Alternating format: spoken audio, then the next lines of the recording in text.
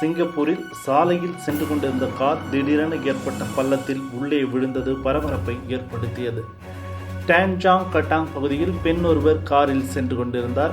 அப்போது திடீரென பள்ளம் ஏற்பட்டதில் அந்த கார் உள்ளே விழுந்தது.